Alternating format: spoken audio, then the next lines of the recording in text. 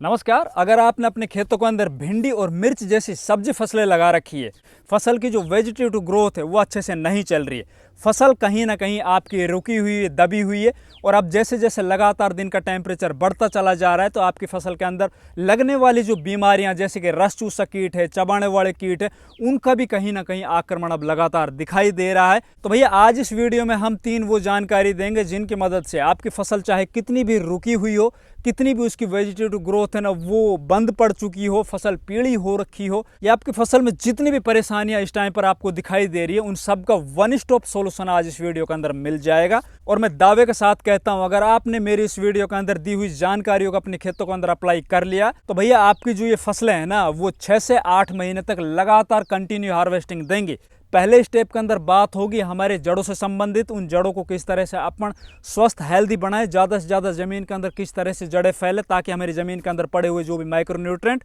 या जो भी हमारे खेत के अंदर पड़े हुए पोषक तत्व उनको अच्छे से ग्रहण कर पाए। दूसरी बात करेंगे हम इस टाइम पर पहले खाद में कौन कौन से वो खाद दें, हमारी फसल का जो आगे चलकर बनने वाला स्ट्रक्चर है ना वो इतना ज़्यादा मजबूत हो कि वो एक तो बीमारियों से टाइम के ऊपर लड़ पाए और साथ ही वो लगातार 6 से 8 महीने तक कंटिन्यू उससे हम हार्वेस्टिंग लेते रहे, उसकी ग्रोथ है आगे चलकर भी ना रुके। तीसरी बात करेंगे हम इंसेक्टिसाइड फंजीसाइड की, कि इस टाइम के ऊपर जो हमारे खेतों के अंदर रस चूसक या फिर चबाने वाले कीट आएंगे, विशेषकर aphid, jassid, white fly, thrips और मकड़ी मतलब माइट्स, इन तीनों को हम किस तरह से रोकें। तो नमस्कार, मैं इंद्रपाल यादव और आप देख रहे हैं देश का सबसे विश्वसनीय फार्मिंग यूट्यूब चैनल देश की जान हमारे किसान। अगर अभी तक ये चैनल आपने सब्सक्राइब नहीं किया है तो प्लीज चैनल सब्सक्राइब कर लीजिए, वीडियो लाइक और ज्यादा से ज्यादा दूसरे किसान भाइयों तक भी शेयर कीजिए। इस टाइम पर हमारी पहली प्राथमिकता होनी चाहिए हमारी फसल की जो जड़ें हैं वो ज्यादा से ज्यादा नीचे गहराई तक और चौड़ाई तक फैलें। जितनी अच्छी इनकी जड़ें होंगी, ज़्यादा नीचे ज़मीन के अंदर जाएंगी, जितनी अच्छी इसके अंदर वाइट रूट्स होंगी,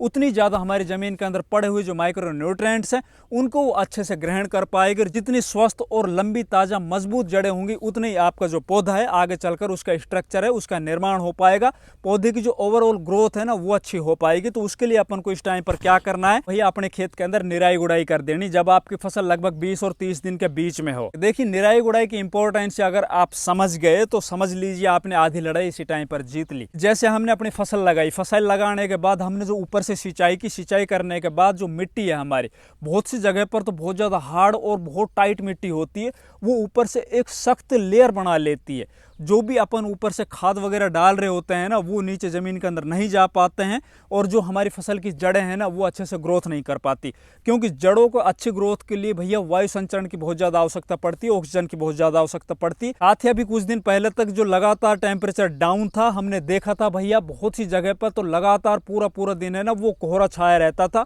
ओस भरी रहती थी, उससे हमारे खेत के अंदर जो फंगस और नेमाटोड जैसी बीमारियां हैं ना वो भी पनप चुकी होगी। तो भैया इस टाइम पर इन सभी बीमारियों को, इन सभी समस्याओं का खात्मे के लिए आपको क्या करना होगा, अपने खेत के अंदर निराई गुड़ाई। अगर आपके खेत में भैया खरपतवार नहीं भी है तो भी आपको अपने खेत में गुड़ाई जरूर कर देनी है। गुड़ाई करने से क्या होगा, जो छोटा पौधा है ना उसकी जो छोटी जड़ें हैं उससे क्या होगा, पौधे के चारों साइड की जो मिट्टी है ना वो हट जाएगी। मिट्टी जितनी ज़्यादा भुरभुरी होगी उससे क्या होगा कि जो वायु संचरण है ना पौधे की जड़ों तक पहुंचेगा, और साथ ही जो सूर्य का प्रकाश है ना, सूर्य के प्रकाश की किरणें भी उनकी जड़ों तक पहुंच पाएगी। फिर बात करते हैं भैया, इस टाइम पर हमने गुड़ाई तो कर दी, अब गुड़ाई करने के बाद हम सिंचाई से पहले कौन कौन से खाद दें। देखिए, अपन ने जो बेसल डोज के अंदर खाद दिए थे ना उनका तो काम इस टाइम पर चल रहा है, क्योंकि हमारी फसल है वो अभी स्ट्रेस से निकल के आई है। स्ट्रेस किस कारण से था, अभी लगातार जो टेम्परेचर डाउन था, लगातार मौसम खराब था, दिन भर जो ओस भरी रहती थी, धुंध आई रहती थी, उससे हमारी फसल कहीं ना कहीं स्ट्रेस के अंदर थी, उसकी जो ओवरऑल ग्रोथ थी ना अच्छे से नहीं हो पा रही थी,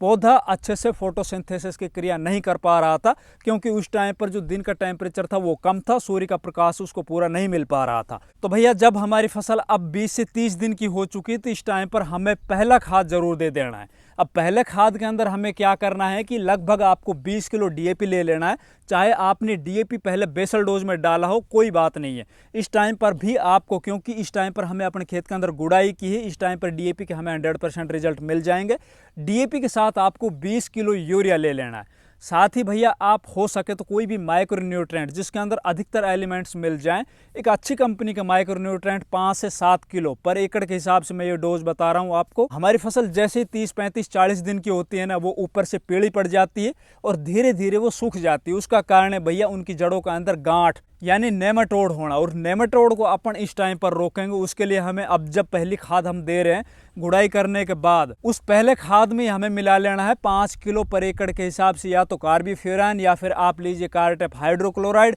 या फिर आप 1 लीटर पर एकड़ के हिसाब से क्लोरोपाइरिफॉस आता है ना, वो ले सकते हो। इन्हीं खादों के अंदर आपको ये सभी मिला लेना है, ऊपर से आपको डाल देना। फिर बात आती है सिंचाई की। अब सिंचाई हमें अपने पौधे की अवस्था के अनुसार करनी है। देखिए हमारी फसल के अंदर अभी इतनी ज़्यादा जड़ें हैं नहीं कि वो ज़मीन से ज़्यादा पानी को ग्रहण कर पाए। तो भैया आपको ये सावधानी रखनी, इस टाइम पर आपको जब 20 से 30 दिन की हमारी फसल होती है ना, उस टाइम पर आपको हल्की सिंचाई कर देनी है। बस आपका पानी है ना वो क्यारी के अंदर आखिरी तक पहुंच ही पाए, और वो जल्दी से जल्दी पानी है ना वो सूख जाए, मतलब खेत के अंदर वो जल्दी से जल्दी ऑब्जर्व हो जाए। फिर बात करते हैं भैया हमारी फसल के अंदर लगातार जैसे जैसे दिन का टेम्परेचर बढ़ता चला जा रहा है, अब बढ़ते हुए टेम्परेचर के अंदर हमारी फसलों के अंदर लगने वाले जो ऊपर से बीमारियां जैसे कि रस चूसक कीट है या फिर जो चबाने वाले कीट होते हैं ना, उनको किस तरह से कंट्रोल करें। ऊपर से हमें लेना है स्प्रे के अंदर कुछ इंसेक्टिसाइड और फंजीसाइड। अब इंसेक्टिसाइड के अंदर आप एक तो ले लीजिए एसीफेट, लगभग 300 ग्राम पर एकड़ के हिसाब से। एसीफेट के साथ आपको लेना है इमिडाक्लोरोपिड या फिर एसिटामिप्रिड आता है, एसीफेट और इमिडाक्लोरोपिड का कॉम्बिनेशन, वो ले सकते हो आप। इसके अलावा आप अपनी फसल के अंदर थायोमेथोक्सोम जो आता है ना, वो भी स्प्रे कर सकते हो, या फिर आप अपने खेत के अंदर परफोनोफोस साइपरमेथ्रिन का जो कॉम्बिनेशन आता है जैसे कि प्रोफेक्स आती है ना। तो ये तो बात हुई भैया रस चूसक कीट, जैसे कि इस टाइम पर माहू आएगा, थ्रिप्स आएगा, या फिर और भी बहुत से रस चूसक कीट आते हैं उनके नियंत्रण के लिए। दूसरा भैया मिर्च और भिंडी के अंदर अब आगे चलकर एक आएगी माइट, जो मकड़ी होती है ना लाल वाली विशेषकर, उसके नियंत्रण के लिए आपको लेना है क्रिस्टल कंपनी का आता है एक एबेसिन, उसके सबसे ज़्यादा बढ़िया रिजल्ट मिलते हैं, उनकी आप स्प्रे कर सकते हो। फंजीसाइड के लिए आपको क्या करना है, इस टाइम पर जैसे जैसे टेम्परेचर बढ़ता चला जाएगा आपको 2-3 तरह के फंगस जनित बीमारियां दिखाई देंगी, जैसे कि पाउडरी मिलिडियो। विशेषकर जिन लोगों ने भिंडी लगा रखी है ना, उनके खेतों के अंदर तो पाउडरी मिलिडियो की बहुत ज़्यादा शिकायतें देखने को मिलेंगी। तो उसके कंट्रोल के लिए आपको क्या करना है, या तो आप एमिस्टार टॉप या फिर आप रोक को आता है जिसके अंदर थाइफेनेट मिथाइल आता है, या अगर आपको ऐसा लग रहा है कि भैया हमारी फसल के अंदर इस तरह की कोई फंगस जनित बीमारी दिखाई नहीं दे रही, तो आप कार्बेंडिजम मैनकोजेब का कॉम्बिनेशन भी अपने खेत के अंदर इस टाइम पर स्प्रे कर सकते हो। जैसे जैसे टेम्परेचर बढ़ेगा, जैसे जैसे आपके खेतों के अंदर फंगस जनित बीमारियां बढ़ती चली जाए, तो आप जो फंजीसाइड है ना उनके आप लेवल को बढ़ाते चले जाना, मतलब ब्रॉड स्पेक्ट्रम जो फंजीसाइड आते हैं उनके स्प्रे आप लगातार करते चले जाना। इसके अलावा फिर बात करते हैं भैया बढ़िया वेजिटेटिव ग्रोथ के लिए हमें ऊपर से फोलियर स्प्रे के अंदर कौन से एनपीके ग्रेड अपन को इस टाइम पर देनी है। तो भैया हमारी फसल अभी वेजिटेटिव ग्रोथ के अंदर है, तो वेजिटेटिव ग्रोथ में हमारी प्राइमरी स्टेज जो फसल की होती है उस टाइम पर आपको 19-19 जो एनपीके आता है उसका स्प्रे अपने खेतों के अंदर कर देना है। उसकी जो मात्रा आपको रखनी है वो 5 ग्राम पर 1 लीटर पानी के अंदर आप मिला के और इसकी स्प्रे कर दीजिए। साथ ही अगर हो सके तो आपके फसल के अंदर आपको ये लग रहा है कि भैया कहीं ना कहीं हमारी फसल के अंदर पीलापन दिखाई दे रहा है, तो इसमें आप 100 से 150 ग्राम चिलेटेड जो जिंक आती है ना उसको आप मिला सकते हो और ये स्प्रे आप कर दीजिए। डेफिनेटली आपकी जो फसल है, आपके फसल में इस टाइम पर जो भी कोई समस्या आ रही है वो सभी खत्म हो जाएगी। हमारी वीडियो अच्छी लगे वीडियो को लाइक कीजिए, ज़्यादा से ज़्यादा इस वीडियो को शेयर कीजिए। चैनल अभी तक अगर आपने सब्सक्राइब नहीं किया तो प्लीज़ चैनल सब्सक्राइब कीजिए। धन्यवाद।